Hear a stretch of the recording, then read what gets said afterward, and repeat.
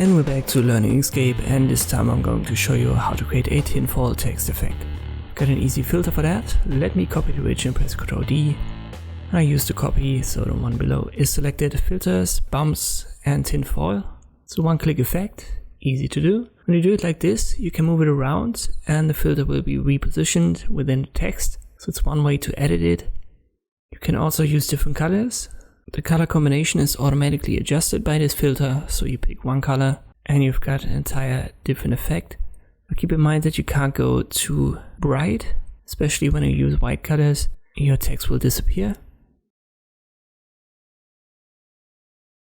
Another way to adjust it, at least slightly, is to use an image effect. You can use filters, image effect and sharpen more. You can see that this pattern gets a little bit sharper, and you can always reapply this sharpen more effect. And after you've done that, you can still change the color. And this way you can create this tinfoil text effect in Inkscape. Thanks for watching, and I'll see you next time.